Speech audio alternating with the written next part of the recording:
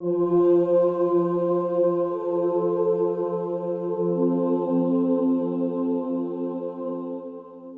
morning. First, I'd like to start off and say that the first three presentations have been absolutely brilliant, and it's really tough to follow up that. And I've talked to a lot of people who've been presenting today, and everyone's really excited, and I'm really excited, and from what I've seen, this is an amazing event, and I'm really happy to be a part of it. But my story really starts, I'm going to talk about impressionability, some of the experiences I've had being a teenager, working with students a lot younger than I am. And my story really starts at a question that teachers ask us all the time. It's the hardest question you are asked in high school. It's the hardest assignment you are ever given.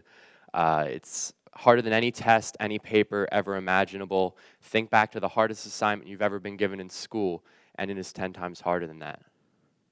They tell you, they ask you, think about a career that you want to be a part of. Think about what you want to do in 10 years.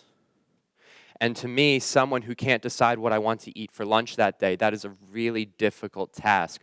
But after much deliberation, after about 2 weeks of careful planning and thinking and absolutely no results, someone finally came up to me and said, do something you want to do something you like.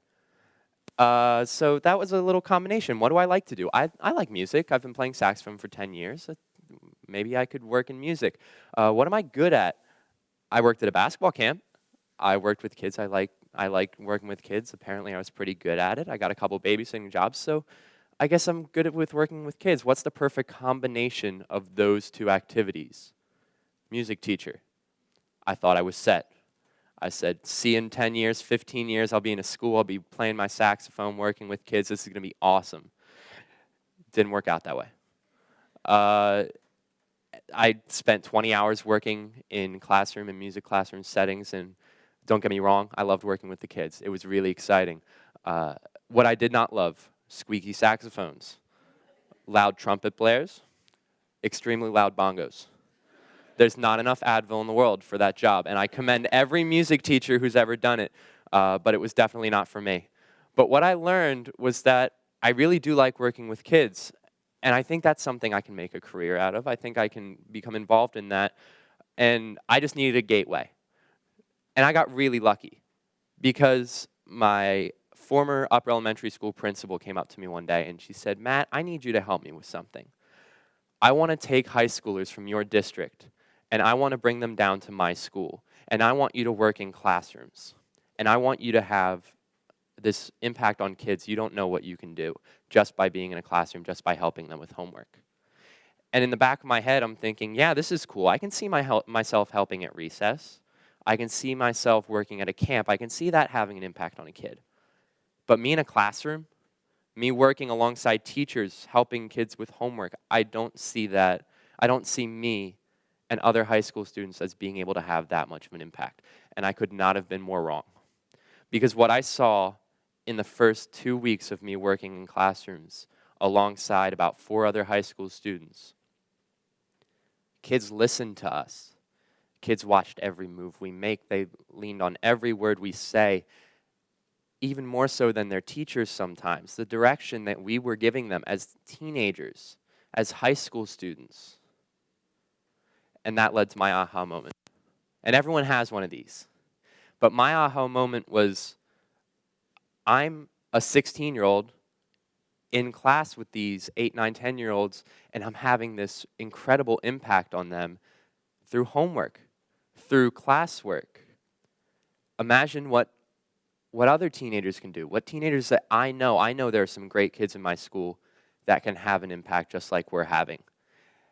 And when I got given the opportunity to expand what we had there, I jumped on it, and we created T.A.K.L.E, T.A.K.L.E NHS. T.A.K.L.E stands for Teens and Kids Leading by Example. The B is silent, don't tell anyone. What we've been doing since then, I have 50 high school students working with me in classroom settings once a week. We're in classrooms, we're helping with homework, we're doing homework clubs, we're tutoring, we're in classrooms doing classroom team bullying prevention activities. It's some of the most incredible things I've ever seen, that a high school student, someone 16, 17 years old, can walk into a classroom full of 8, 9, 10-year-olds and completely transform and work, and they lean on every word you say, and they listen to everything, and they listen to you. And I really wanted to see what kind of impact that would have outside of the classroom, but before I did, we had a little bit of fun. And some of the activities we got to do were the human knot. Ooh, I have a laser too. The human knot. It was a big classroom team building activity. They got in hands, they tied each other up. They had to get into a big circle without letting go. We did drawing. Peter right there led classroom rhyme scheme games to help with poetry. Right, Theo. We've done so many incredible things just by working in these classrooms with young students. And that really led to a lot of thinking. I'm having this great impact. Now I'm seeing parents on the streets of all these kids in restaurants and places around me, and they say, Matt, my kid can't stop talking about this. They can't stop talking about the person that they're working with, the teenager in their class, you, anyone they see that comes into their school that day. They can't stop talking about what you did, what you said, this little joke you cracked, the high five you gave them.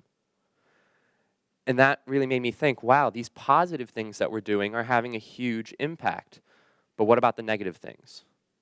What happens when a teenager is has a younger sibling, is living with kids on their street, and they don't know the kind of impact they have over a kid? In 8, 9, 10 years old, kids are most impressionable. Everything that you say in commercials, parents, teachers, teenagers, everything we say is extremely important to their growth and to how we shape their character when they get older. And what happens when the impact that we're having is a negative one? What happens when our language isn't appropriate, when our actions aren't appropriate? The things that we teach them without meaning to teach them are shaping their character, are making them what they will be when they are our age.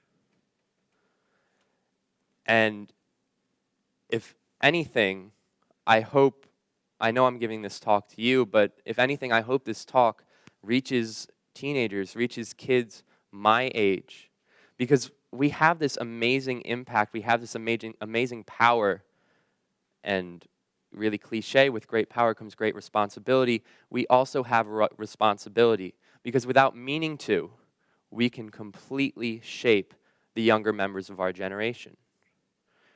And the younger members of our generation are our generation. They are the ones that will combine with us in the history books to say who we are.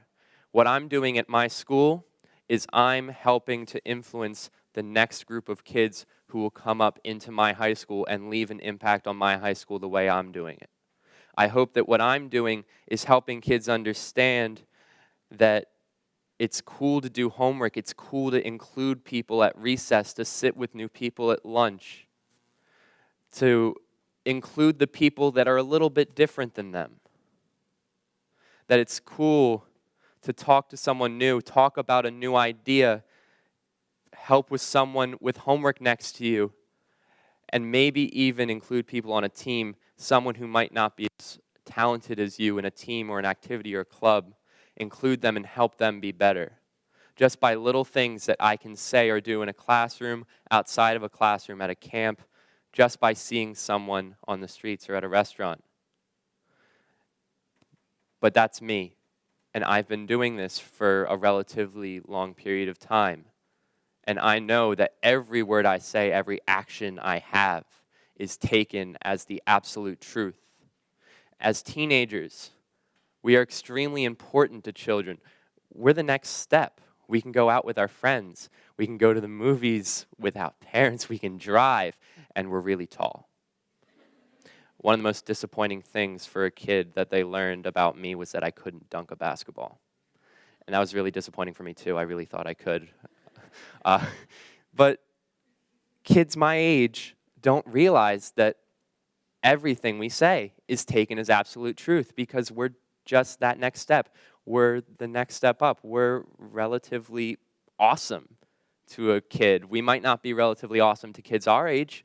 We might be one of the most non-cool kids in our school, but to them, we're everything. We're cool. We're awesome. And to understand that, it's very similar to an athlete. And athletes say it all the time, professional athletes. Charles Barkley made a commercial about it, and he said it over and over again, I am not a role model. But without meaning to, without trying to, professional athletes are a role model because they're thrown into the limelight. And if, for the parents in the room, you know your kids have jerseys and they watch the games and they watch the interviews and listen to every word they say and they try to be just like those athletes. But it's like us too. Without trying to, teens are role models. It's not like I can walk out into this room and say, I work in classrooms, so I'm a role model. Even if I did not work in classrooms, even if I did not have T.A.K.L.E, I would be a role model anyway. So to understand that is one of the most important things that I could possibly say to a teenager. Stop and think about what you're doing, what you're saying. Because every word you make, every action you do in front of someone younger than you, whether you think it or not, is shaping their character, is shaping their future, and is shaping our generation, and will leave an impact on the school that you leave. And quite frankly, what you see right now is not just a representation of the people that I've worked with, but it's mainly a representation of the influences I've had on my life, and of course the greatest influences I've had on my life are my parents, and my mom, of course, is one of the most amazing people I've ever had, and without her, none of this would be possible. I just want to say, have a wonderful Mother's Day to my mom. Thank you very much. God bless.